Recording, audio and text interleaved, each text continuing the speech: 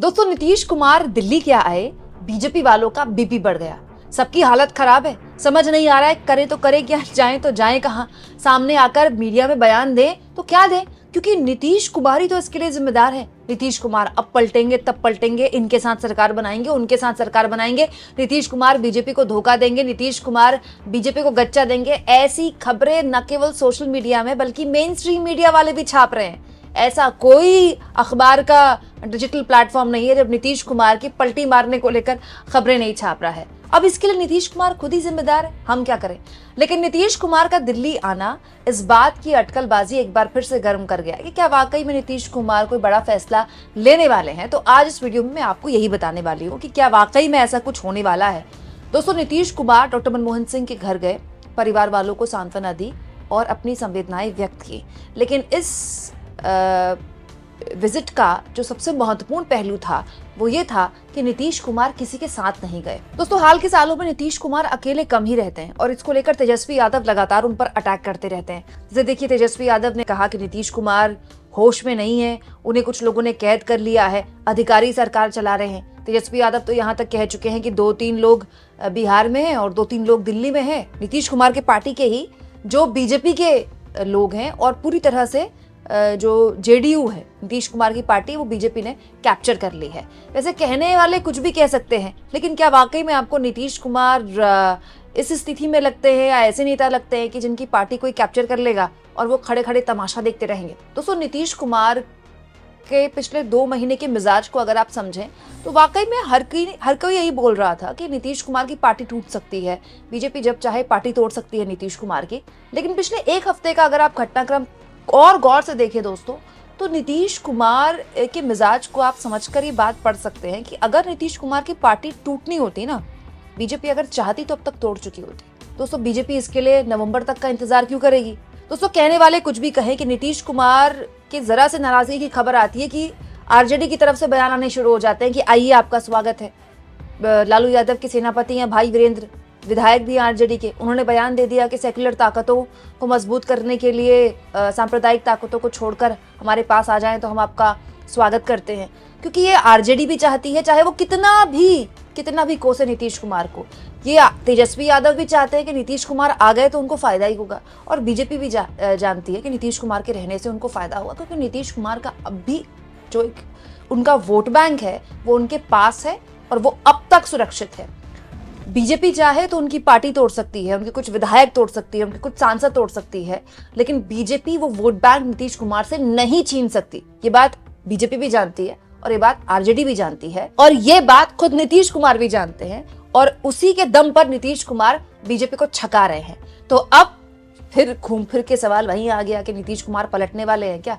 तो अब वो भी जान लीजिए दोस्तों, हाल फिलहाल 15-20 दिन तो ऐसा कुछ नहीं होने वाला, क्योंकि अभी मकर संक्रांति तक आप जानते हैं हमारे देश में अमूमन हिंदू समाज में कोई बड़ा काम, नया काम नहीं किया जाता है। और जो नेतागण होते हैं वो तो बिना ज्योतिष से पूछे, बिना पंडितों से पूछे घर से बाहर कदम भी नहीं रखते। नेताओं के अंदर की बात मैं आपको बताती हूँ दोस्तों, नेता और पार्टी जितनी बड़ी होती जाती है ना, वो अंधविश्वासी उतनी ज्यादा हो जाती है। तो कई नेता तो ऐसे हैं जो हर दिन अपने ज्योतिषियों से पूछते हैं कि आज मुझे क्या करना चाहिए, आज मुझे क्या करना चाहिए, क्योंकि वो किसी भी हाल में ऐसा कदम नहीं उठाना चाहते जो कि उनकी पार्टी या उनके लिए खराब हो। तो फिलहाल तो खड़मास चल रहा है, तो कोई भी शुभ कार्य होता नहीं है। मकर संक्रांति 15 जनवरी के आसपास है, उसके बाद जो भी खेला अगर होना है बिहार में तो उसके बाद ही होगा।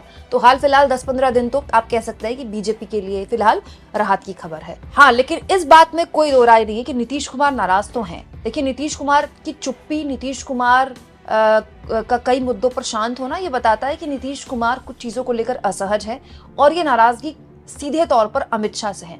अमित शाह ने दोस्तों 2 गलतियां की हैं इस बीच जो नीतीश कुमार को अखर रही हैं। सबसे पहली गलती तो अमित शाह ने कर दी जो उन्होंने राहुल कंवल के साथ इंटरव्यू में कह दिया कि 2025 में बिहार में चेहरा कौन होगा, या बिहार में एकनाथ शिंदे या फिर महाराष्ट्र रिपीट होगा। उस पर उन्होंने कह दिया कि दोनों पार्टियां मिलकर तय करेंगी और पार्लियामेंट्री बोर्ड की बैठक पे सब कुछ तय होगा। ये अपने आप में ऐसा बयान था जो नीतीश कुमार को बहुत नाराज करता। उनकी पार्टी की तरफ से इस तरह के पोस्टर्स जारी किए गए और नीतीश कुमार इस बयान के बाद चुप हो गए। उसके बाद से ये चुप्पी अभी तक नीतीश कुमार ने धारण की हुई है। और दूसरी एक बड़ी गलती जो अमित शाह से हुई वो थी अंबेडकर वाले बयान को लेकर। दोस्तों, बिहार में 20% दलितों की आबादी है। 20% बहुत ज्यादा होता है, और 20% का जो ये वोट बैंक है, इसमें बहुत बड़ी संख्या में नीतीश कुमार के साथ दलित जाते रहे हैं। फिर नीतीश कुमार इनके साथ जाएं या उनके साथ जाएं, ये वोट बैंक नीतीश कुमार का हमेशा उनके साथ रहा है। इसके अलावा उनका अपना वोट बैंक भी उनके पास है, कुर्मी वोट बैंक। तो किसी भी हाल में नीतीश कुमार नहीं चाहेंगे कि अंबेडकर वाले बयान के बाद जो नुकसान बीजेपी अगर झेलती है तो वो खुद भी झेले। हालांकि नीतीश कुमार जैसे सयाने नेता ये जानते हैं कि अंबेडकर वाले बयान का कितना असर हुआ है जमीन पर, इसका ट्रेलर फरवरी में देखने को मिलेगा दिल्ली के विधानसभा चुनाव में। मुझे ऐसा लगता है दोस्तों कि दिल्ली विधानसभा चुनावों का इंतजार करेंगे नीतीश कुमार। दिल्ली विधानसभा चुनाव में अगर नीतीश कुमार को ये लगा कि अमित शाह के इस बयान का काफी नुकसान हो गया, और अच्छा खासा नुकसान हो गया, तो नीतीश कुमार इस बारे में कुछ सोच सकते हैं। क्योंकि कई बार किसी मुद्दे का असर वक्त के साथ खत्म भी हो जाता है, लेकिन कई बार किसी मुद्दे का असर वक्त के साथ बढ़ भी जाता है। सोशल मीडिया का जमाना है, दलितों की जो चेतना है इस बीच सोशल मीडिया में बहुत बड़ी है।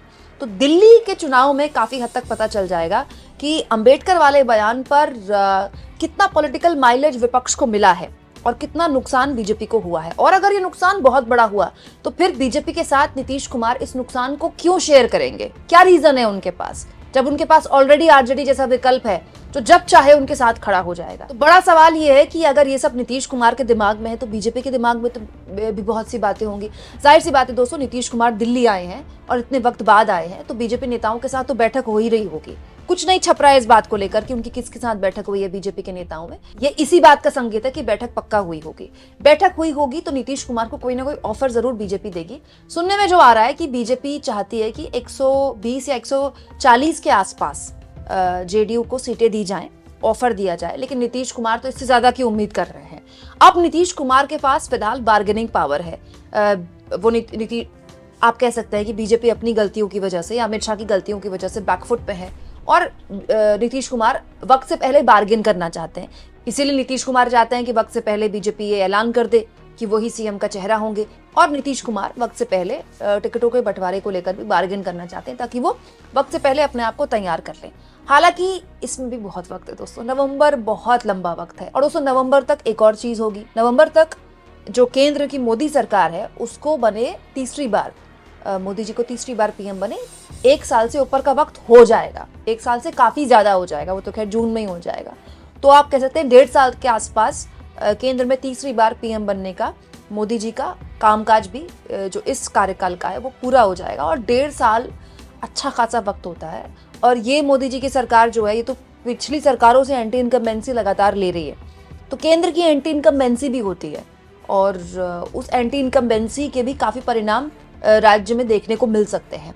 अब बड़ा सवाल यह कि नीतीश कुमार इसको कैसे मैनेज करते हैं, नीतीश कुमार इसमें अपना कैसे सियासी भविष्य तलाश रहे हैं, ये तो खैर आने वाला वक्त ही बताएगा। हाँ, लेकिन ये जरूर है दोस्तों कि नीतीश कुमार के लिए अब पलटी मारना इतना आसान नहीं है। उम्र के वो जिस पड़ाव में है, राजनीति के जिस दहलीज में अब खड़े हैं, अब उनके लिए पार्टी बचाना भी एक चुनौती होगा। ना तो वो पार्टी तोड़ना चाहेंगे, ना अपनी राजनीति इस हालात में खत्म करना चाहेंगे। लेकिन नीतीश कुमार के लिए ये बात मैं कहूँगी कि अभी वो एज में हैं, वो हर लिहाज में इस समय जो उनका पलड़ा है वो बीजेपी से भारी है, तो वो उसका पूरा फायदा उठाएंगे। क्योंकि नवंबर तक पता नहीं क्या हो जाए, राजनीति कैसे बदल जाए केंद्र में।